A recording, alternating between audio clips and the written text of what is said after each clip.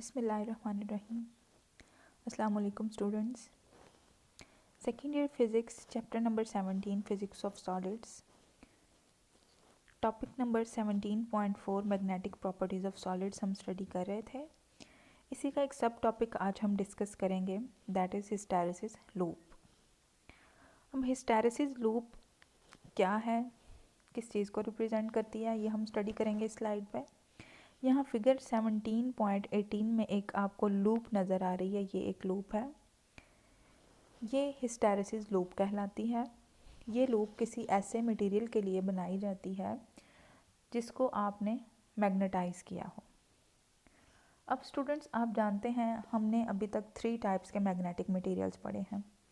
एक होता है पैरामैग्नेटिक, जिसकी वीक सी मैग्नेटिक फील्ड होती है। एक होता है डायामैग्नेटिक, जिसकी बिल्कुल मैग्नेटिक फील्ड या मैग्नेटिक प्रॉपर्टी जो बिल्कुल शो नहीं करता। और एक थर्ड टाइप का मटेरियल आपने पढ़ा था फेरोमैग्नेटिक। अगर आप एक फेरोमैग्नेटिक मटेरियल को उठा के किसी मैग्नेटिक फील्ड के अंदर रख दें तो वो मटेरियल खुद एक मैग्नेट बन जाता है। उसकी फिर हमने एग्जांपल्स भी देख ली, आयरन, निकल, कोबाल्ट वगैरह।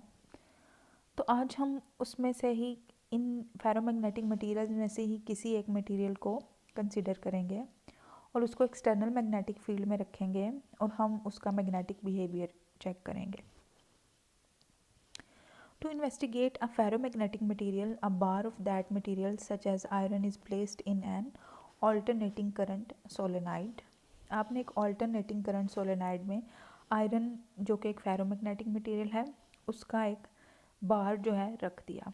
When the alternating current is at its peak, positive peak value, जब ऑल्टरनेटिंग करंट की पॉजिटिव पीक वैल्यू आएगी, it fully magnetises specimen in one direction, and when the current is at its negative peak, it fully magnetizes it in opposite direction. Thus, as the alternating current changes from its positive peak value to its negative peak value and then back to its positive peak value, the specimen undergoes a complete cycle of magnetization. अच्छा, अब अगर आप figure 17.18 में देखें तो यहाँ ये जो कर्व का ये पार्ट है, जब मटेरियल को आपने इनिशियली उसकी मटेरियल को आपने करंट प्रोवाइड किया, सोलेनाइड को आपने करंट प्रोवाइड किया, ऑल्टरनेटिंग करंट है, करंट चेंज हो रहा है, उसकी वजह से उसके अराउंड जो मैग्नेटिक फील्ड है वो प्रोड्यूस होगा। और आपने एक सोलेनाइड के अंदर रख दिया था आयरन का बार एक। अब चूँकि आयरन बार जो है मैग्नेटिक फील्ड के अंदर पड़ा हुआ है इस वक्त, तो उसके अंदर में मैग्नेटिक फील्ड इंड्यूस होगी।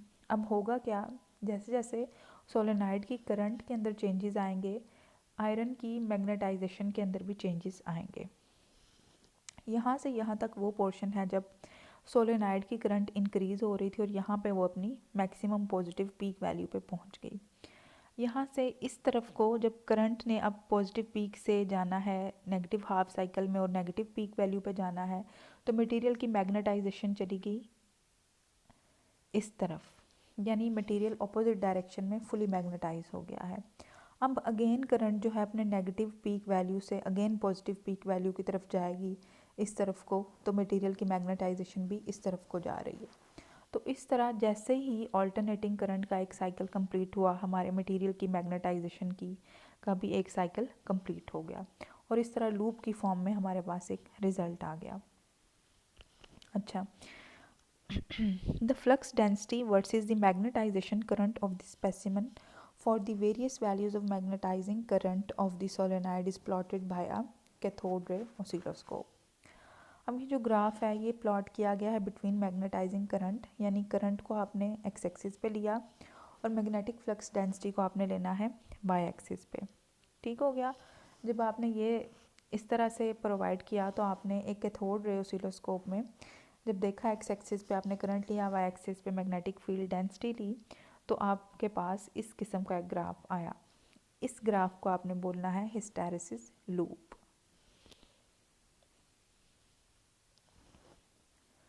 अच्छा, अब हिस्टैरिसीस इटसेल्फ क्या है? The portion of OA of the curve is obtained when the magnetizing current I is increased and AR is the portion when the current is decreased. It may be noted that the value of flux density for any value of current is always greater when the current is decreasing than when it is increasing. That is, magnetism lags behind the magnetizing current. This phenomena is known as hysteresis. अब आपने hysteresis को अगर understand करना है तो इस curve के ऊपर आए।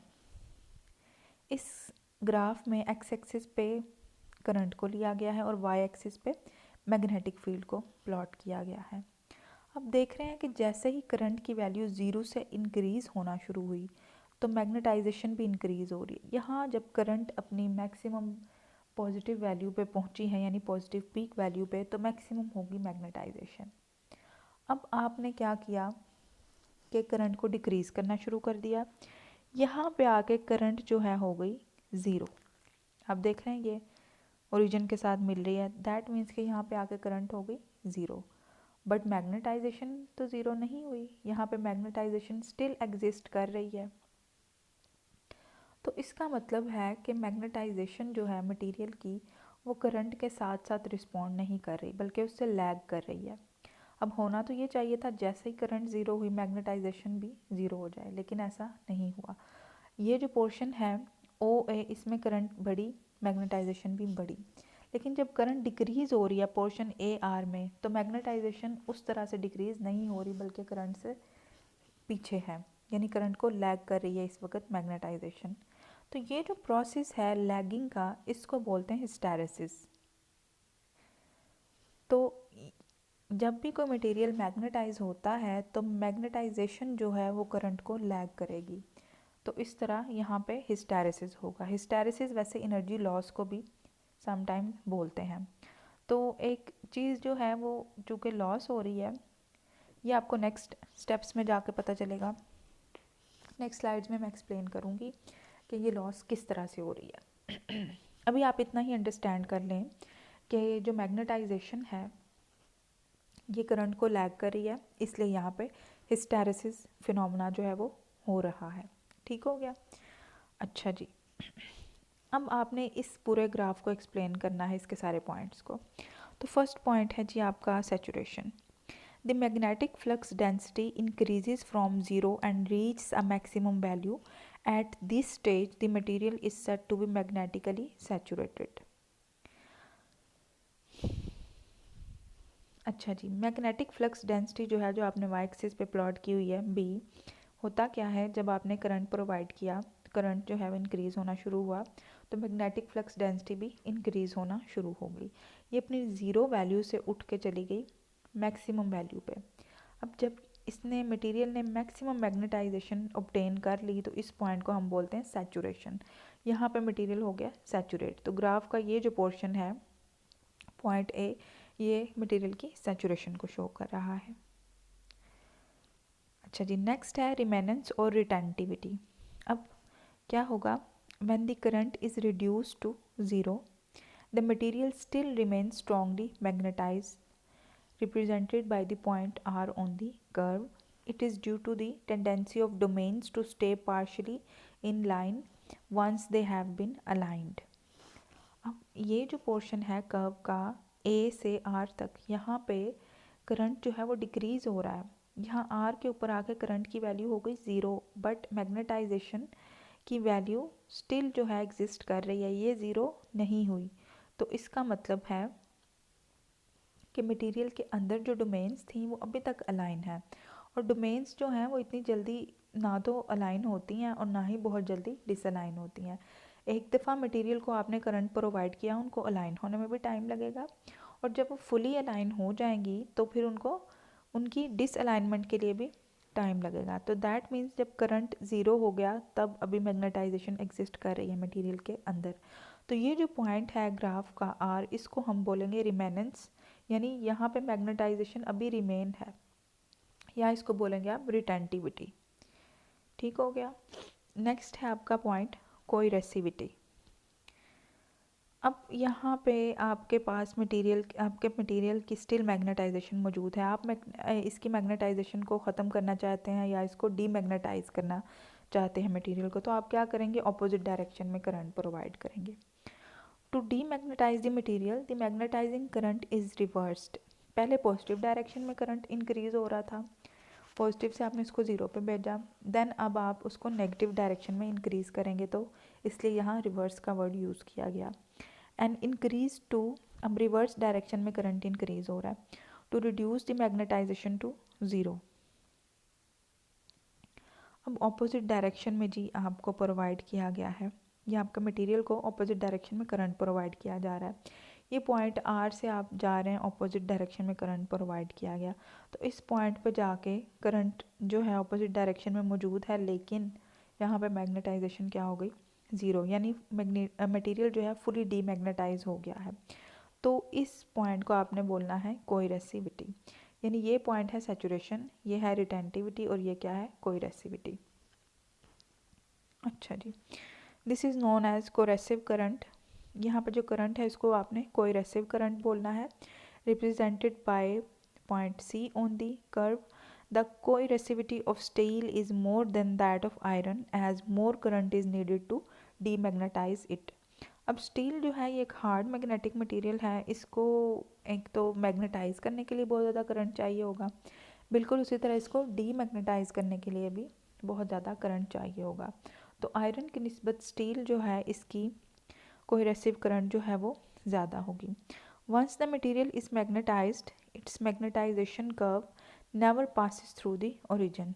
अब जब एक दफ़ा मटेरियल मैग्नेटाइज हो गया है तो इसकी कर्व आप देखें यहाँ से यहाँ आई, ये नेगेटिव डायरेक्शन में करंट जब मैक्सिमम हुआ तो मटेरियल जो है ऑपोजिट डायरेक्शन में फुली मैग्नेटाइज हो गया, फिर करंट को रिवर्स किया पॉजिटिव की तरफ, यहाँ पे नेगेटिव डायरेक्शन में मैक्सिमम था करंट, यहाँ से आगे फिर पॉजिटिव की तरफ आपने इसको भेज दिया, तो मटेरियल यहाँ पे आएगा, इसकी मैग्नेटाइजेशन ये अगेन कभी भी ओरिजिन को मीट नहीं करेगा, ये यहाँ पे ख़त्म होगा और इस तरह एक हिस्टैरिसीस लूप बनेगी।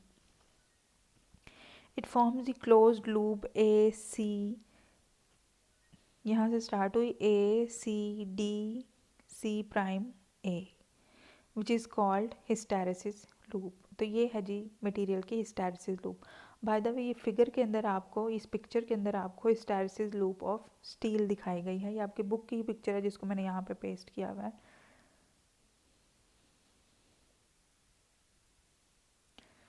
अब ये एक हायर लेवल की पिक्चर है, मतलब हाई क्लासेस में इस तरह की हिस्टैरिसीस लूप जो है वो पढ़ाई जाती है। अभी जो आपने पढ़ी लूप उसमें एक्स एक्सिस पे करंट लिया था, वाई एक्सिस पे आपने मैग्नेटिक फील्ड ली थी, ये जस्ट आपको दिखाने के लिए है कि यहाँ पे पॉइंट्स जो हैं वो सारे मेंशन किए हुए हैं। तो यहाँ एक्स एक्सिस पे उन्होंने मैग्नेटाइजिंग फोर्स ली है और वाई एक्सिस पे उन्होंने फ्लक्स डेंसिटी ली है। तो इसको हायर लेवल पे जाके आपने हिस्टैरिसीस लूप के बजाय BH कर्व आप इसको पढ़ते हैं। ये अभी आपको बातें याद रखने की ज़रूरत नहीं है, आप जस्ट इसको अभी इस कर्व को ऐसे ही देख लें कि यहाँ पे जो पोर्शन है यहाँ से यहाँ तक का, इस पॉइंट के ऊपर मटेरियल की सैचुरेशन हो गई है, इस पॉइंट के ऊपर ये पॉइंट रिटेंटिविटी शो कर रहा है, ये पॉइंट को इरेसिविटी शो कर रहा है, और ये होगी magnetisation in opposite direction. And then material को आपने डीमैग्नेटाइज किया ऑपोजिट डायरेक्शन में, अगेन उसको मैग्नेटाइज किया और देन अगेन करंट को पॉजिटिव करके यूँ एक लूप आपने कंप्लीट कर ली इस तरह से। तो ये सारे पोर्शन जो है इनको लेबल किया गया है इसलिए कि आपको याद रहे, इसलिए ये मैंने ग्राफ यहाँ पे डाला है। आप इस ग्राफ को एक दफ़ा और से देख लें ताकि आपको इसके सारे जो है पॉइंट्स वो याद हो जाए। अच्छा, अब जो है हिस्टैरिसीस लूप उसका एरिया भी मैटर करता है, हर मटेरियल का एरिया सेम नहीं होगा। ये आपको ग्राफ के अंदर दो ग्राफ्स दिखाए गए हैं इस पिक्चर के अंदर, एक ग्राफ के जो लूप है उसके अंदर जो एरिया है वो ज़्यादा है, और ये जो है एक स्लिम सी लूप है इसके अंदर एरिया कम है। तो जो स्लिम है ये एक ऐसे मटेरियल का ग्राफ है या एक ऐसे मटेरियल की ये हिस्टैरिसीस लूप है जो सॉफ्ट मैग्नेटिक मटेरियल होगा, और ये एक ऐसे मटेरियल का है जो हार्ड मैग्नेटिक मटेरियल होगा। अब जो हार्ड मैग्नेटिक मटेरियल होता है इसको मैग्नेटाइज करने के लिए एक तो ज़्यादा मैग्नेटाइजिंग करंट प्रोवाइड करनी पड़ती है और ये इजीली मैग्नेटाइज नहीं होता, और इसको डीमैग्नेटाइज करने के लिए भी ज़्यादा एफर्ट करना पड़ती है। जबकि जो सॉफ्ट मैग्नेटिक मटेरियल होता है ये इजीली मैग्नेटाइज हो जाता है और ये इजीली डीमैग्नेटाइज हो जाता है। इसके अंदर एनर्जी का इतना ज़्यादा लॉस नहीं होता, जबकि इसके अंदर एनर्जी का लॉस ज़्यादा होता है।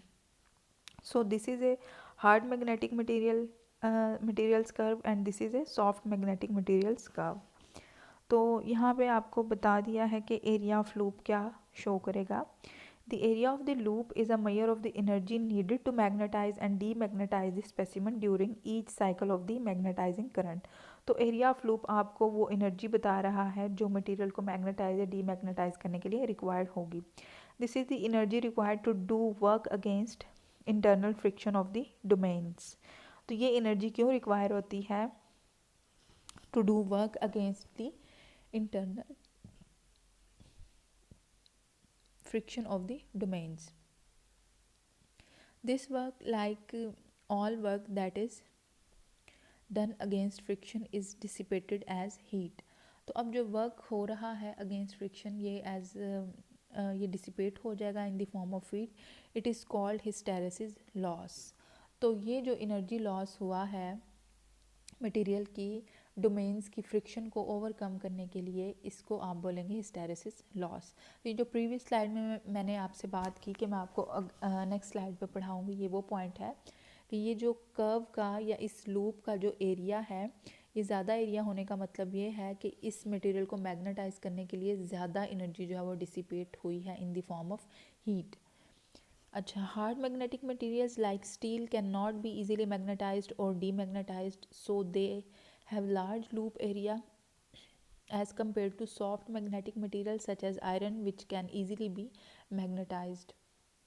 The energy dissipated per cycle thus for iron is less than for steel। तो energy dissipation जो है वो iron के लिए स्टील की निस्बत कम होगी। ये दोनों जो लूप्स हैं, ऊपर वाली लूप जो है वो हिस्टैरिसीस लूप ऑफ स्टील है और नीचे वाली जो लूप है वो hysteresis loop of soft iron है।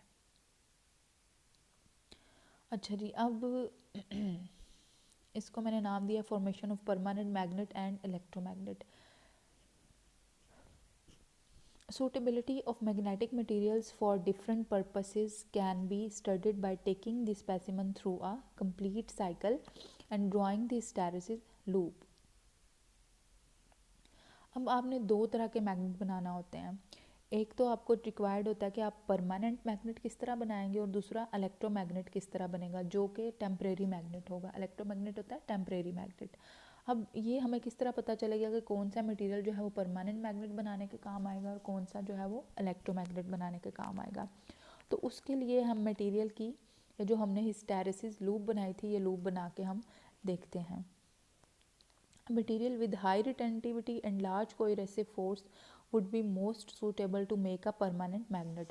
तो ऐसा मैग्नेट जिसके एरिया ऑफ द लूप ज़्यादा होगा या जिसकी रिटेंटिविटी और कोएरेसिव फोर्स ज़्यादा होगी वो परमानेंट मैग्नेट बनाने के काम आता है। यानी हार्ड मैग्नेटिक मटेरियल जो है ये परमानेंट मैग्नेट बनाने के काम आएगा। The course of electromagnets used for alternating currents where the specimen repeatedly undergoes magnetization and demagnetisation should have narrow hysteresis curves of small area to minimize the waste of energy। तो यहाँ आपको ये बताया गया है कि एक इलेक्ट्रोमैग्नेट बनाने के लिए जिसको आप इजीली मैग्नेटाइज और इजीली डीमैग्नेटाइज कर सकें, आपने एक ऐसा मटेरियल यूज़ करना है जिसकी कर्व जो है उसका एरिया स्मॉल हो। यानी एक सॉफ्ट मैग्नेटिक मटेरियल जो है वो इलेक्ट्रोमैग्नेट बनाने के काम आएगा। साइड पे ये जो है आपको आपके बुक में एक इन्फॉर्मेशन आपको बताई गई है। A bullet train is lifted above the rails due to magnetic effect, thus friction is reduce to minimum and speed can be enhanced up to 500 kilometre per hour. ये एक मैग्नेटिक लेविटेशन ट्रेन है जिसकी speed होती है 500 kilometre per our, जो कि आम गाड़ियों की स्पीड से बहुत ज़्यादा है। और इसके ट्रैक्स पे मैग्नेटिक इफ़ेक्ट जो है वो प्रोड्यूस किया जाता है। इसके ट्रैक जो होते हैं वो डी मैग्नेटिक मटेरियल के बनाए जाते हैं। डायामैग्नेटिक मटेरियल ऐसे मटेरियल होते हैं जो मैग्नेटिक मटेरियल को रिपेल करते हैं। तो ये जो मटेरियल होंगे इनको, इसका जो ट्रैक है इसको डायामैग्नेटिक मटेरियल से बनाया जाता है ताकि ये रिपेल करे इसके ऊपर जब कोई मैग्नेटिक मटेरियल आए और फोर्स ऑफ फ्रिक्शन को रिड्यूस किया जा सके। तो फिल वक्त आप यही याद रखें, जो बुलेट ट्रेन है ये एक मैग्नेटिक लेविटेशन ट्रेन है जिसके ट्रैक के ऊपर मैग्नेटिक इफ़ेक्ट प्रोड्यूस किया जाता है, और इसकी जो स्पीड है वो बहुत ज़्यादा होती है, 500 किलोमीटर पर आवर की स्पीड से ये चलती है, क्योंकि इसके ट्रैक के ऊपर फ्रिक्शन बहुत ही कम हो जाती है। तो ये था हमारा आज का lecture, that was about hysteresis